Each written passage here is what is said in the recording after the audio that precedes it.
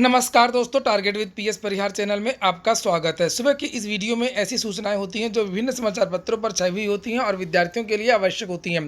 तो आइए शुरू करते हैं और देख लेते हैं कि आज के समाचार पत्रों में ऐसी कौन-कौन सी सूचनाएं हैं। तो वीडियो को जल्दी से लाइक कर दें, शेयर कर दें।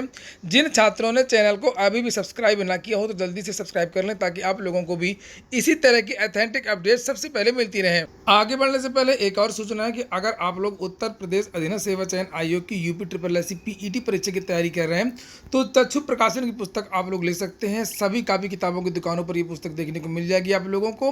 और अगर आप लोग ऑनलाइन भी इस पुस्तक को मंगवाना चाहते हैं तो ऑनलाइन भी आप लोग इस पुस्तक को मंगवा सकते हैं। इसकी जो लिंक मैंने डिस्क्रिप्शन बॉक्स में दे दी है। यूपी ट्रिपल एस का जो सिलेबस है उसी के हिसाब से ये संपूर्ण गाइड तैयार की गई है।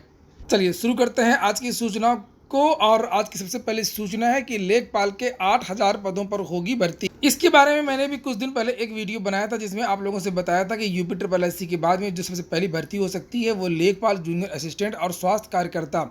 इसी के बारे में आज के समाचार पत्र में भी ये जानकारी दी गई है कि यूपी ट्रिपल एस की पीईटी परीक्षा के बाद में लेखपाल के 8000 पदों पर भर्ती होगी। यहाँ पर लिखा हुआ है कि राजस्व विभाग उत्तर प्रदेश जल्द ही लेखपाल संवर्ग के 8000 लेखपाल पदों पर भर्ती की प्रक्रिया शुरू कर सकता है, जिसमें से कुछ पद चकबंदी लेखपाल के भी हो सकते हैं। हालांकि वो भर्ती जो है अलग से आनी है। लिखा है, क्या आप भी लेखपाल की नौकरी की तलाश और उसके लिए सालों से तैयारी कर रहे हैं तो उनके लिए अच्छी खबर है। तो यहाँ पर कुल मिलाकर के यही सब बातें लिखी हुई हैं कि जो लेखपाल की भर्ती की जो विज्ञापन है वो उत्तर प्रदेश सरकार के द्वारा जल्द आ सकता है। हालांकि इस भर्ती के जो इंतजार विद्यार्थी कम से कम 4 सालों से कर रहे हैं।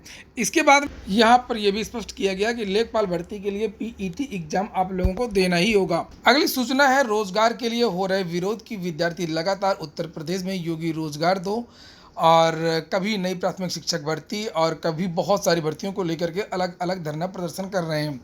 बहुत सारे विद्यार्थी अब नई प्राथमिक शिक्षक भर्ती की मांग कर रहे हैं और 2 जून को सोशल मीडिया में काला दिवस मनाएंगी। उसको लेकर के भी बहुत सारे समाचार पत्रों में सूचनाएं दी गई हैं कि डीएलएड, बीटीसी, बीएड के बेरोजगार प्रशिक्षितों ने प्राथमिक शिक्षक भर्ती के पदों पर भर्ती की मांग को लेकर के बीटीसी वेलफेयर एसोसिएशन के तहत डीएलएड बेरोजगार प्रशिक्षित 2 तारीख को मनाएंगे काला दिवस और इसके लिए वर्चुअल बैठक की गई है। निर्णय लिया गया है कि शिक्षक भर्ती की मांग को लेकर के 2 जून को काला दिवस मनाया जाएगा। 10 से 12 लाख अभ्यर्थी इन नई शिक्षक भर्ती के इंतजार कर रहे हैं और हजारों पद रिक्त होने के बावजूद भर्ती निकाली नहीं जा रही है। बैठक में अनीश गुप्ता, तुषार गुप्ता, बहुत सारे लोगों के यहाँ पर नाम भी लिखे हुए हैं। इसी तरीके से 1 जून को एक बहुत बड़ा विद्यार्थियों ने ट्विटर अभियान भी किया। चूंकि सरकार जो है जितनी तेज टीईटी कराने के लिए रहती है, जितनी तेज और उत्सुक पीईटी कराने के लिए है, उससे कम उत्सुक और उसकी जो उपेक्षा सरकार करती है भर्तियों को लेकर के। भर्तियां तो नहीं निकलती हैं लेकिन पीईटी करवाया जाता है, भर्तियां तो नहीं निकलती हैं, टीईटी करवाया जाता है, भर्तियां तो नहीं निकलती हैं, सीईटी करवाया जाता है। तो इसी को लेकर के विद्यार्थी हमलावर हैं और फिर से 1 तारीख को 11 बजे सुबह से बहुत बड़ा ट्विटर अभियान होगा। जिस तरीके से अभी कुछ दिन पहले ट्विटर अभियान हुआ था, इस ट्विटर अभियान का हैशटैग क्या है इसकी जानकारी बाद में दी जाएगी। वैसे आज 31 मई है और 31 मई को होता है विश्व तंबाकू निषेध दिवस। कोविड के जितने भी संक्रमित हैं उनमें से 10 में से 1 व्यक्ति ऐसा है जो तंबाकू लेता है।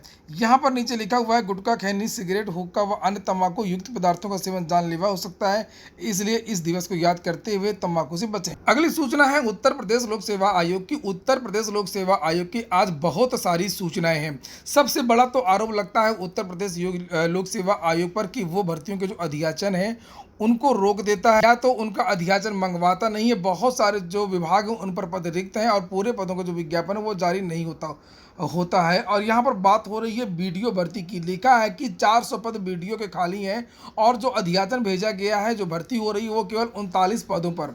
यहाँ तक कि शासन को खुद बताया जा रहा है कि शासन खुद ही नहीं चाहता है कि वीडियो के जो पद हैं वो पूरी तरीके से भरे जाएं और वीडियो को जो है मलाईदार पोस्ट मानी जाती है। और जहाँ जो भी लोग यहाँ पर काम करते हैं वो लोग अन्य विभागों से प्रतिनियुक्ति पर नियुक्त हैं। और यहाँ पर लिखा है कि प्रदेश में खंड विकास अधिकारी के 851 पद सृजित हैं।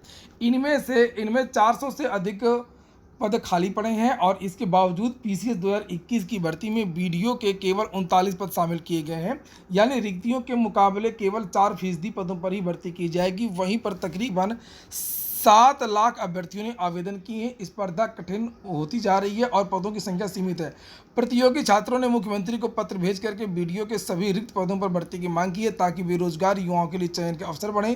पीसीएस 2021 के तहत उत्तर प्रदेश, तो ये सब बातें यहाँ पर लिखी हुई हैं। और विद्यार्थियों ने यहाँ पर ये आरोप लगाया है और ख़ास तौर से ये आरोप लगाया है प्रतियोगी छात्र संघर्ष समिति के अध्यक्ष अवनीश कुमार पांडे ने। यहाँ पर लिखा हुआ है कि शासन और ग्राम्य विकास विभाग के कुछ अधिकारियों की मिलीभगत से अध्याचन को जानबूझ करके रोका जा रहा है ताकि अन्य विभागों के अधिकारियों को वीडियो का अतिरिक्त प्रभार दिया जा सके।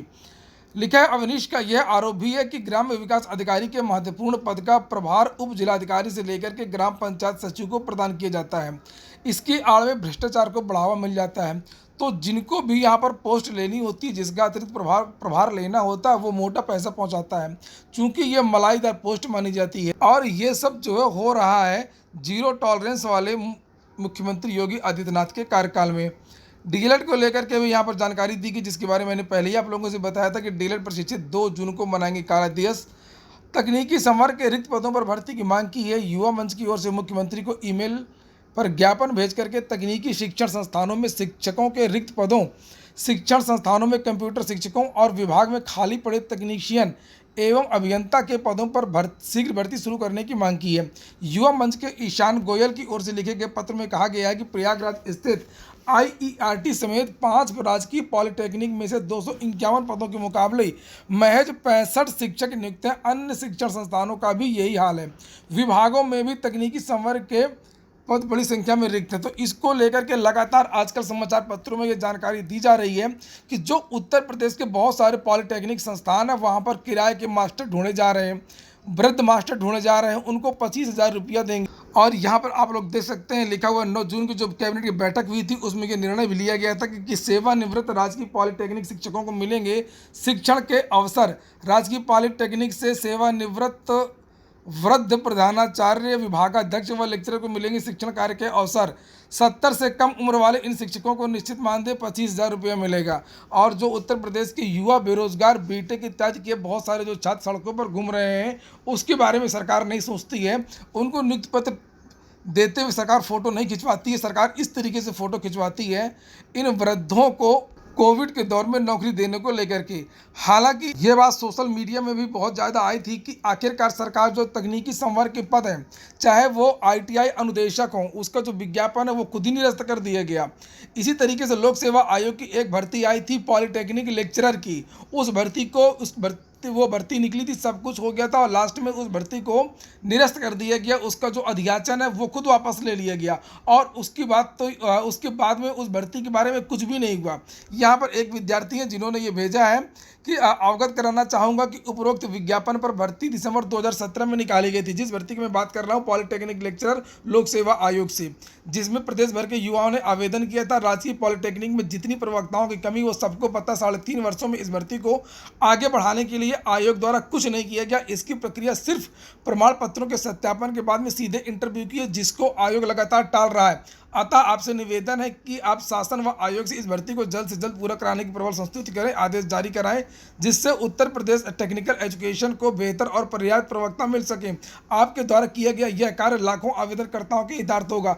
तो उत्तर प्रदेश लोक सेवा आयोग पर भी ऐसे आरोप लग रहे हैं कि बहुत सारी ऐसी भर्तियां जो सालों की जो लंबित है, जिनके बारे में लोक सेवा आयोग बहुत सारी जो जानकारियां हैं वो छुपाता है। जैसे मैंने अभी थोड़ी देर पहले बताया, वीडियो का जो अध्याचन है उसके बारे में अगर लोक सेवा आयोग पहल करता। और सबसे बड़ी बात यह है कि उत्तर प्रदेश लोक सेवा आयोग से अगर आप लोग आरटीआई के तहत सूचना मांगो तो भी सूचना जल्दी नहीं मिलती है, ना ही कोई विज्ञप्ति जारी की जाती है कि आखिरकार इस भर्ती की जो है वो परीक्षा क्यों नहीं हो रही है। फिर कुछ विद्यार्थियों ने इसके लिए आरटीआई डाली थी कि आखिरकार जो पॉलिटेक्निक लेक्चरर की जो भर्ती के जो विज्ञापन 2017-18 में आया था उसका हो क्या रहा था, उसके बारे में यहाँ पर जानकारी दी गई थी। लिखा है कि प्राविधिक शिक्षा विभाग के अंतर्गत विज्ञापन संख्या 2/2017-18 से संबंधित समस्त कार्रवाई शासन के अनुरोध पर स्थगित कर दी गई है। पूरी की पूरी कार्रवाई शासन की ओर से स्थगित कर दी गई है। शासन से पुनः इस संबंध में सूचना प्राप्त होने पर यथासमय विज्ञप्ति सूचित किया जाएगा। तो ये दर्द है इन विद्यार्थियों का। और समाचार पत्रों में लगातार आ रहा है कि इन पॉलिटेक्निक संस्थानों में 551 पदों में 586 पद रिक्त। अब बात कर लेते हैं एडेड जूनियर हाई स्कूल भर्ती और टीईटी नोटिफिकेशन की। जानकारी ये मिल रही है कि कोरोना संक्रमण लगातार कम हो रहा है और अब बहुत जल्दी परीक्षाओं की जो तारीखें वो घोषित की जाएंगी, जिनमें से प्रतियोगी परीक्षाओं की भी तारीखें हो सकती हैं। एडेड जूनियर हाई स्कूल भर्ती और टीईटी नोटिफिकेशन, इन दोनों चीज़ों के लिए इसी महीने यानी कि जून के महीने में 15 जून के आसपास जो पीएनपी है वो शासन को प्रस्ताव भेज सकता है कि एडेड जूनियर हाई स्कूल की भर्ती और टीईटी का जो नोटिफिकेशन है वो कब जारी होगा। पीएनपी की ओर से जानकारी ये मिल रही है कि एडेड जूनियर हाई स्कूल भर्ती के लिए जो प्रस्ताव बना करके भेजा जाएगा उसमें एडेड जूनियर हाई स्कूल भर्ती जो है वो अगस्त के महीने में और टीईटी की जो परीक्षा है वो सितंबर या अक्टूबर के महीने में हो सकती है। टीईटी के लिए ज़्यादा संभावना है कि टीईटी की जो परीक्षा है वो अब अक्टूबर के महीने में हो सकती है। आज के समाचार पत्रों में एक भर्ती भी निकली है, ये महिला स्टाफ नर्स की 254 पदों के लिए भर्ती हो रही है। नेताजी सुभाष चंद्र बोस मेडिकल कॉलेज से ये भर्ती आई है। आयु लिखा है 18 से 40। और ये सबसे बड़ी बात है कि आप लोग इस वेबसाइट पर जाइए mponline.gov.in। इस वेबसाइट पर जाकर के आप लोग 15 जून के पहले आवेदन कर सकते हैं। एक और अंतिम सूचना है कि आज जो बीएड के भर्ती हैं 2020-2022 बैच के वो अभ्यर्थी ट्विटर अभियान जारी किए हुए हैं। अगर आप लोग भी चाहते हैं कि बीएड के छात्रों को प्रमोट किया जाए तो आप लोग इस हैशटैग को याद रखिए, #प्रमोट यूपी बीएड 2020। हिस्सा लेना चाहिए। तो एक बार 1 जून को बहुत ही बड़ा देशव्यापी ट्विटर अभियान रखा गया है। उस मुहिम में आप लोग जुड़िए और अभियान को सफल बनाइए और निश्चित रूप से आप लोगों को सफलता जरूर मिलेगी। इस कोरोना की स्थिति में धरना नहीं दिया जा सकता, लेकिन धरने के लिए परमिशन लेने की कोशिश की जा रही है। 10, 20, 50 जो भी लोगों की परमिशन मिले, लखनऊ में उतरा जाएगा उसके बाद। लेकिन इस समय जो अभियान चलाया गया है, ट्विटर अभियान 1 जून 2011 को, उसमें सब लोगों को जुड़ना है और सरकार को अपनी ताकत दिखाना है, क्योंकि 1.5 लाख से ज्यादा प्राथमिक शिक्षक भर्ती के पद खाली हैं। तो सरकार विज्ञापन क्यों नहीं जारी कर रही है? तो ये आप सुन रहे थे राकेश पांडे और बंटी पांडे जो शिक्षक भर्ती के लिए लगातार धरना प्रदर्शन कर रहे हैं सोशल मीडिया में। तो आप लोग भी याद रखिएगा 1 तारीख को इस अभियान से सभी छात्रों को जुड़ना है। अंतिम सूचना सिपाही भर्ती की लिखा, सिपाही भर्ती 2018 दूसरे चरण में 17,600 मिलेगा मानदेय। सिपाही भर्ती 2018 के तहत दूसरे चरण में 17,600 पुलिस कर्मियों को प्रशिक्षित किया जाएगा। प्रशिक्षण निदेशालय ने पूरा शेड्यूल तैयार कर लिया है। प्रशिक्षण 28 जून से शुरू होगा। प्रशिक्षण निदेशालय के सूत्रों के अनुसार दूसरे चरण में नागरिक पुलिस के 17,600 चयनित अभ्यर्थियों में 5200 महिलाएं भी शामिल हैं। महिलाओं का प्रशिक्षण केंद्र अलग होगा। नए रंग रूटों के प्रशिक्षण के लिए कुल 84 केंद्र बनाए गए हैं। असल में जो सिपाही भर्ती हुई थी अक्टूबर 2018 में, उसमें 49,568 पदों की जो भर्ती प्रक्रिया वो चल रही है। अंतिम चयन परिणाम घोषित होने के बाद में भी 14,000 चयनित अभ्यर्थियों के पहले बैच का प्रशिक्षण पिछले वर्ष नवंबर में शुरू हुआ था, जो अब पूरा हो गया है और अब इन विद्यार्थियों को मौका दिया जाएगा। तो ठीक है दोस्तों, ये हो गया आज का वीडियो अगर आपको अच्छा लगा हो तो वीडियो को लाइक कर दें। जिन छात्रों ने चैनल को सब्सक्राइब ना किया सब्सक्राइब कर लें। पूरा वीडियो सुनने के लिए बहुत बहुत धन्यवाद।